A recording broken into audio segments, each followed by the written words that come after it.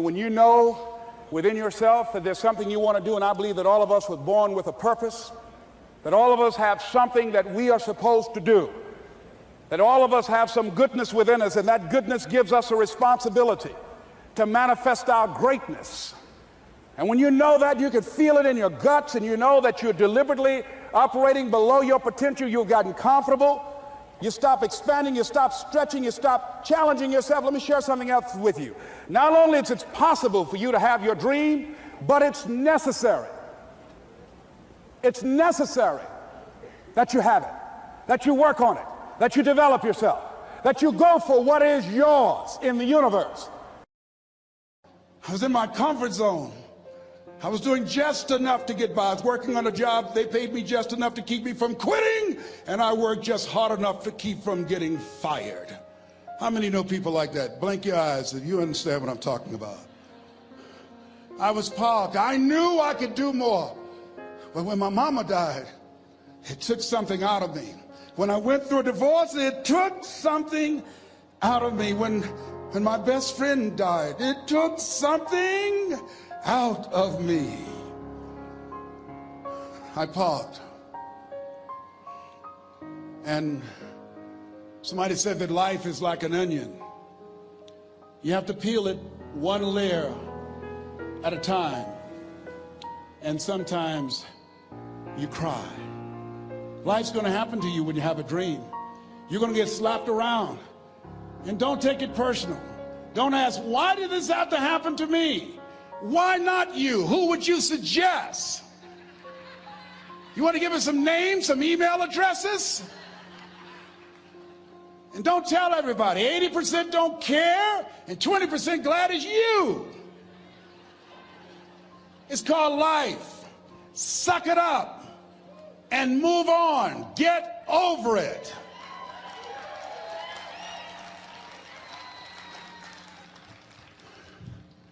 It happens to everybody. Here's the other thing: as you look at your goals and look at your dreams, when you're going through some stuff, repeat out to me, please. When things go wrong, don't go with them. Yes, write that down. When things go wrong, don't go with them. When you're working on a business deal, you're counting on some money. Someone said you will get the loan, and it falls through. You have an event, and the people that you thought would be there and support you, they don't come through. Or someone turns against you, or you get ripped off. It's going to happen to you. Happened to me. Someone stole all my products, my database, over 180,000 names and addresses. It's not personal. It's going to happen to everybody. It does. 8 out of 10 millionaires have been financially bankrupt. Walt Disney had 7. He filed bankruptcy 7 times and had 2 nervous breakdowns. It's called life. But I got a saying: when life knocks you down, try and land on your back, because if you can look up, you can get up. You've got the power in you to do that. You've got something special. You've got comeback power. Here's the other thing. Let us say together, it's possible. It's necessary.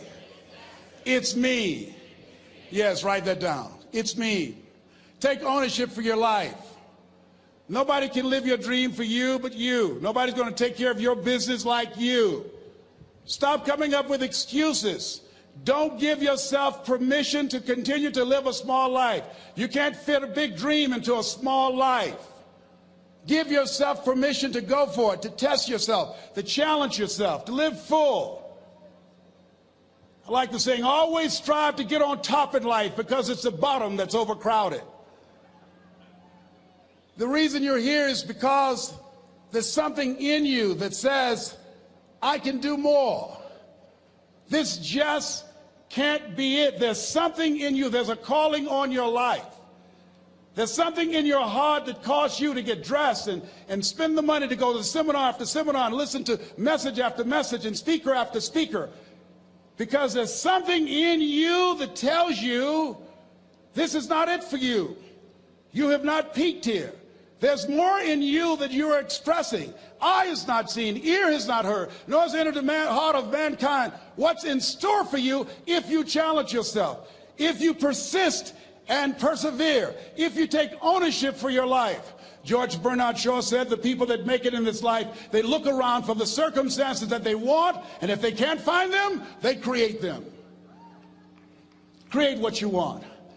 You have the power in you to do more than you can ever begin to imagine, to control your destiny, to make a difference in our children, to make a difference on the planet, to make an impact. Let us say together, it's me. And let us say together, it's hard. Say it like you know it. Say, it's hard. Ladies and gentlemen, it's hard. There are people who have seen their retirements taken away from them by the corporations that they work for. They were within 2 or 3 years of retiring, and they had it taken from them. The #1 entrepreneurs in this country now are senior citizens. The #1 employer, #2, McDonald's and Walmart. And there's nothing wrong with those jobs. I guarantee you those people did not have a plan to end up living their lives at the end of life with those types of jobs. And they didn't have a plan like you have, and while you're investing in yourself, not to. And it's hard. There are people making choices between purchasing prescription drugs or paying for gas or a mortgage note. It's hard when you're working on a job for 20 years, 30 years, give them some good years, and then they come in and tell you, we've downsized. In other words, you're fired. And then you have to start all over again. How many of you know it's hard? Raise your hands, please. It's hard. And it's not fair. One of the things I like about T. Harv is he talks about work and investing in yourself. It's not fair when people are going up against that kind of stuff to tell them just think positive and be enthusiastic and everything will work out all right. Ain't that kind of party. It's hard. Life will put some knots on your head. I bought my first home for my mother. I was rushing, didn't know what I was doing, and I bought a home that had a lien against it. And they called me, Mr. Brown, yes, there's a lien against your property. We need $55,000 if you're going to stay there. Wait a minute, sir. I just bought this home. The guy told me there were no liens against it. I'm not the one that owe you the money. You should have checked that out, Mr. Brown. Come on. I called my attorney. We followed up. Yes, Les, there's a lien against the property. But he told me there were no liens. He lied, obviously. Oh, my God. He told me he wanted to help me because he admired the fact that I was buying this home for my mother and that he was adopted, and he identified with me. Les, he suckered you. He played you, man. So what? Well, would they take payment arrangements? What about $5,000 a month? They want all the money, Les. They want all the money, or you're going to have to get out. The house is going up for sheriff's sale. Do you have it? No, I don't have it. Can they give me some time? Tell them to give me 3 months, please. Give me 3 months. My mother's in her 70s, man. She has a bad heart. Don't do this to me. This is my dream. Don't do this, man. Please, let me talk to them. Les, I'm talking to their attorney. They don't want to talk to you. I've got to talk to their attorneys. Do you have the money? No. Will they give me 3 months? No. What about 2 months? No, Les. They want the money in 7 days. Oh, my God. Let me call you back. I'm not sure. And I walked the floors thinking, God, how could this happen to me? I got to figure this out, huh? I got to figure this out. And it seemed like the days were just ticking off, ticking off. Thursday, I had to call them and let them know. They called me, Les, do you have the money? No, I don't. Friday, you have to leave. The sheriff will be there. You're going to have to leave, Les. They're going to take my house. What about my down payment? You lost it, Les. You lost it. Okay. I got to go. Yes. I prayed, Lord, please, if you show me that you're real, if you're really real, you think Paul worked for you, you haven't seen anything. Don't let me lose this house and watch what I'll do for you. I was trying to cut a deal. Have you ever tried to cut a deal? It's amazing how spiritual you get when you get in trouble. You know what I mean? When I was diagnosed with prostate cancer, I was going to bed with the Bible and the Holy Quran and Science of Mind and Joel Goldsmith, everything I could find. I was praying to Jesus, Yahweh, Melchizedek, everybody. I was calling on everybody. It's amazing. And here I was walking the floor, 3 o'clock in the morning, and I had to go and wake my mother up. I got on my knees and I said, Mama, I said, I need you to wake up. She said, what's wrong, Leslie? I can hear you walking back and forth. I'm not asleep, son. I said, there's something I need to tell you. She said, your eyes are red. Why are your eyes red? Because I feel so stupid now. Why? We got to move tomorrow. Why, Leslie? There's a lien against the property and they want $55,000 and I don't have it. And we're going to be set out tomorrow. We have to go back to Liberty City. So she said, it's okay. I don't like this house anyhow. I said, why? She said, because of my arthritic knees, it hurts my knees when I go up the steps. I said, and why didn't you tell me? Because you were so happy. I just said it because you were happy. I'll live in a shack with you, boy. I love you. It's not the house. I love you. I love all my children. I said, thank you, Mama. Thank you. And the next day when we were in the truck going back to Liberty City and we pulled down 68th Terrace, the neighbors came out and said, wow, Mamie, y'all coming back? Are you back? Yes. What happened to the home your boy bought for you? Those boys you adopted. Leslie didn't do a title search. He made a mistake. And boy, I was so humiliated. How many ever made a mistake that you were just humiliated? Raise your hands. I was devastated. I was taking the furniture off the truck, and my mother came, and I was crying. And she said, boy, I said, yes, ma'am. She said, hold your head up. I said, Mama, I can't. She said, hold your head up. I said, why? Look what I've done. She said, it's okay. It's okay. You are going to make a lot of mistakes in life, young man. You're going to fail your way to success. You have nothing to be ashamed of. Keep your head up and take that furniture back in the house. I said, yes, ma'am. And I learned something from that. If you ever go through something, hold your head up. If you ever make a mistake, hold your head up. If you ever do something that everything goes wrong, life catch you on the blind side, hold your head up. It's not over. Goethe said, that which does not kill you will make you stronger. Hold your head up. Shake someone's hand on your right and left and say, hold your head up.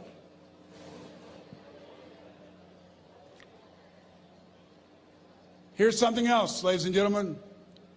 Repeat after me, please. You got to be hungry. Everybody together, you got to be hungry.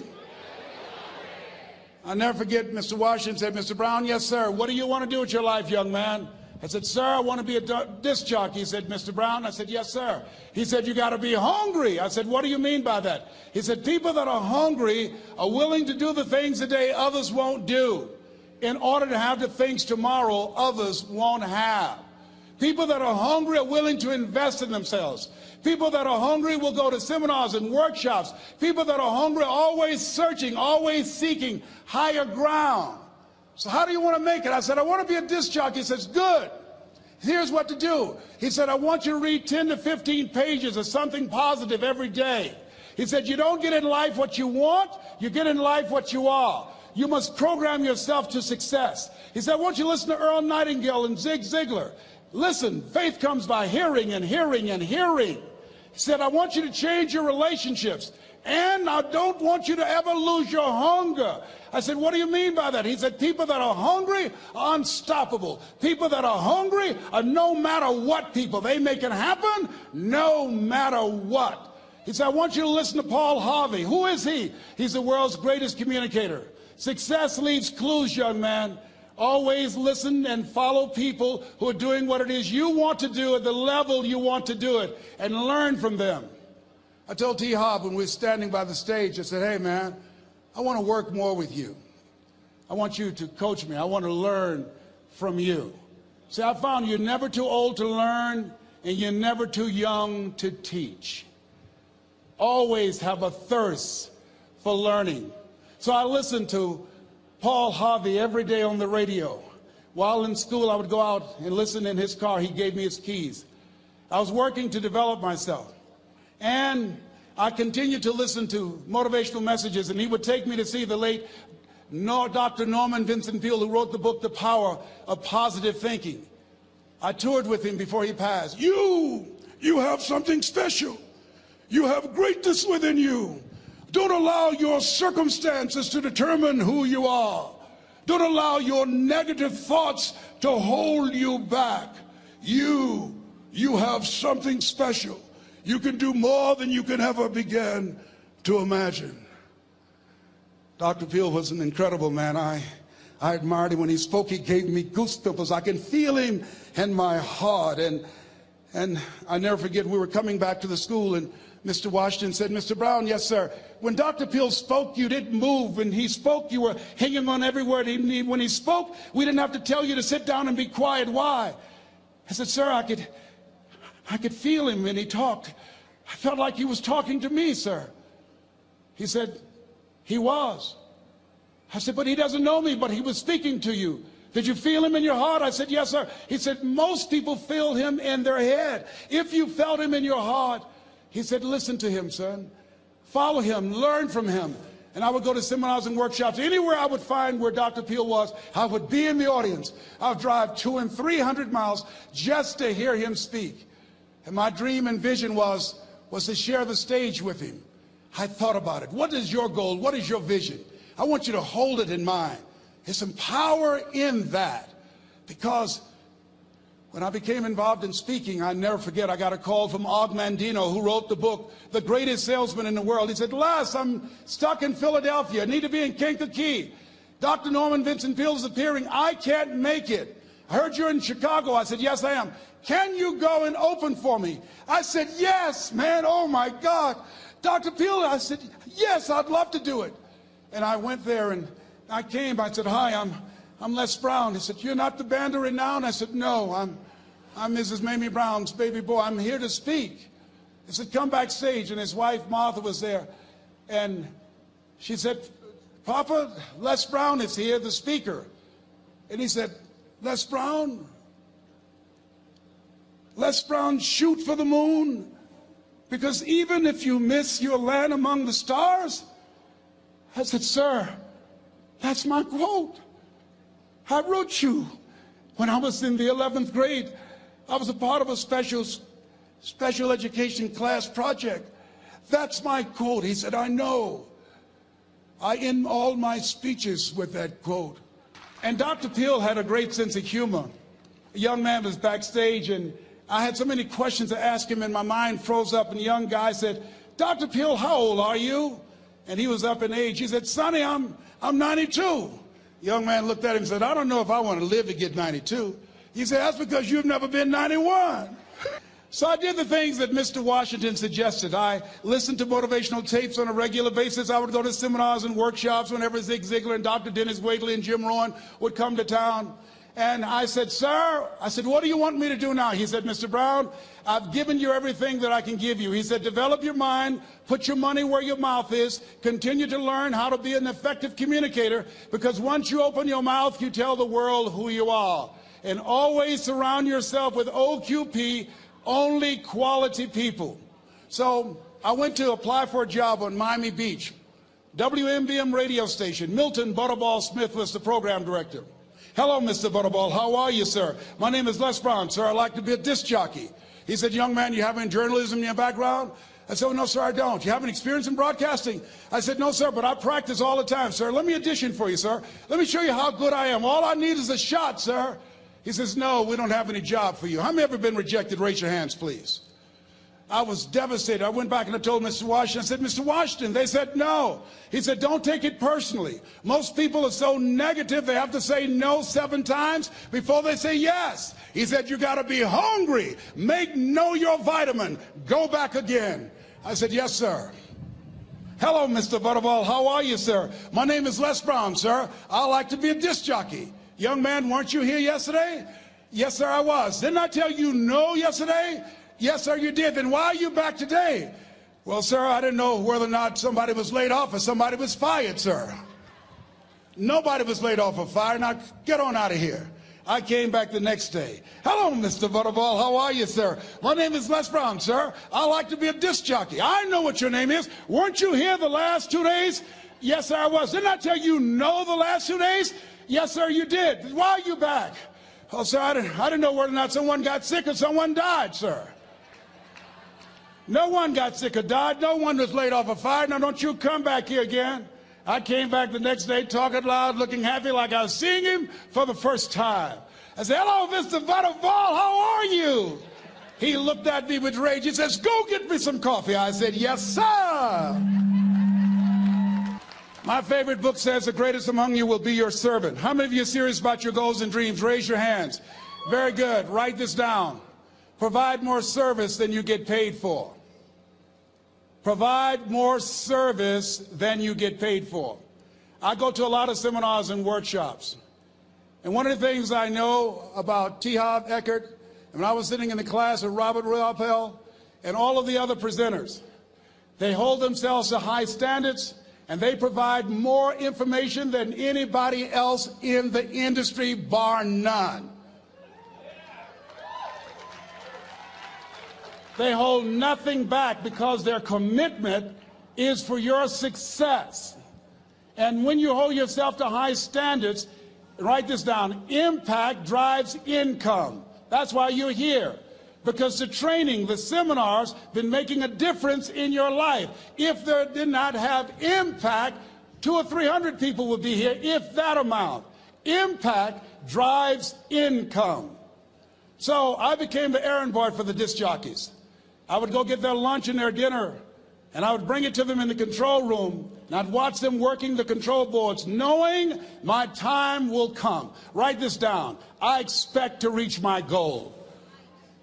Yes, you want to operate with a spirit of expectation. I expect to reach my goal. So I started preparing for the next position. Never forget one quote that I heard. As you look at your life, you look at your goals and dreams. It's better to be prepared for an opportunity and not have one than to have an opportunity and not be prepared. If you expect to reach your goal, prepare yourself now. And so then pretty soon, the guys at the station, they begin to take a liking to me. Write this down. Build relationships. As you're aware, people deal with people that they know, like, and trust. And so they would say, Leslie, yes, sir. Come here, yes. Come outside. Who did this? Oh, your car? Yes. Who cleaned my car? I did, sir. I would wax their cars on the weekend, inside and out. How much do you charge? Oh, nothing, sir. I just wanted to help out. I was providing more service than I got paid for. I was building relationships. They said, whoa, look here. Donna Ross and the Supremes are coming to town. The Four Tops and the Temptations. Here are my car keys. Pick them up for me. Take them to the Fontainebleau Hotel on Miami Beach. I said, yes, sir. I would drive them all over Miami Beach in their big, long Cadillacs. I didn't have any driver's license, but I was driving like I had some. Then one day, it was a Saturday afternoon. A disc jockey by the name of Rockin' Roger was drinking while he was on the air. It was a Saturday afternoon, and I was the only one there.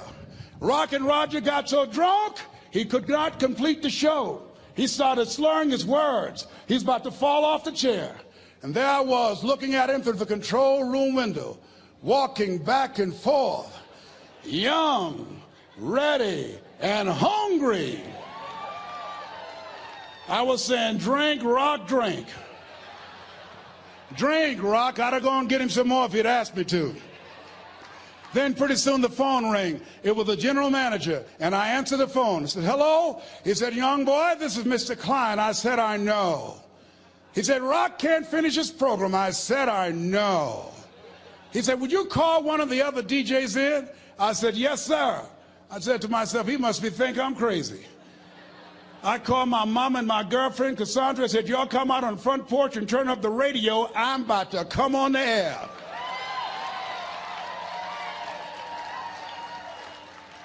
I waited for about 20 minutes, and I called him back. I said, Mr. Klein, I can't find nobody. He said, young boy, you know how to work the controls? I said, yes, sir. He said, go in there and segue the record, but don't say nothing here. I said, yes, sir. I couldn't wait to get old Rock out of the way. I put on a fast record. I said, look out, this is me, LB Triple P. Les Brown, your platter playing papa. There were none before me, and there will be none after me. Therefore, that makes me the one and only. Young and single and love to mingle, certified, bona fide, indubitably qualified to bring you satisfaction and a whole lot of action. Look out, baby, I'm your love man. I was hungry. I was hungry. Get old man a round of applause. I was hungry. I was hungry. You got to be hungry. Shake someone's hand on your right and left all around you and say, you got to be hungry. You got to be hungry.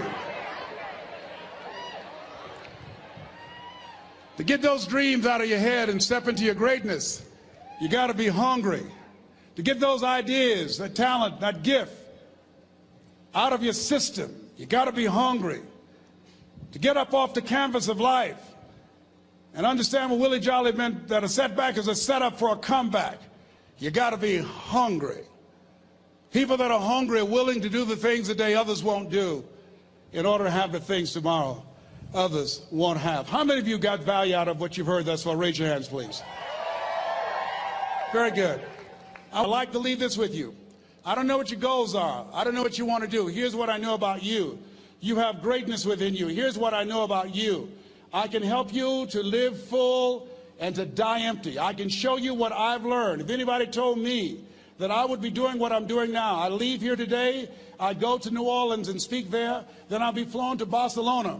If anybody told me, given my circumstances, born in an abandoned building on a poor section of Miami, Florida, called Liberty City, if both my birth parents stood up and said, hello, son, I would not know either one. Being labeled educable mentally retarded, put back from the 5th grade to the 4th grade, failed again when I was in the 8th grade, no college training. Anybody told me the principles that I would teach you, that they would have the impact that it has had on my life. This Les Brown that you see, I did not know he existed.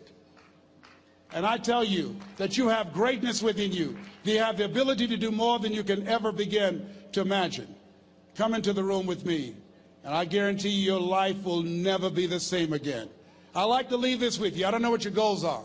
Mine is to find a cure to autism. Mine is to find a cure to breast cancer and to prostate cancer. Mine is to work with our youth and to reduce the recidivism rate in our prisons and help young people learn how to become an asset to our society rather than a liability. Mine is to train speakers to become great communicators, to speak from their heart, not their heads, and teach them how to impact and create a new conversation so people can see the possibilities of life and overcome the possibility blindness that held me hostage for 14 years. I don't know what your goals are, but here's what I know about you, and I don't know you. You've got greatness within you. And I like to leave this with you, something my mother used to love to hear me say. Leslie, yes ma'am, mama. Say that thing for me, boy, that makes me feel good. I dedicate this to you, to the greatness in you, and to the dream that you showed up on the planet to produce. And it's simply this. If you want a thing bad enough to go out and fight for it, to work day and night for it, to give up your time, your peace, and your sleep for it.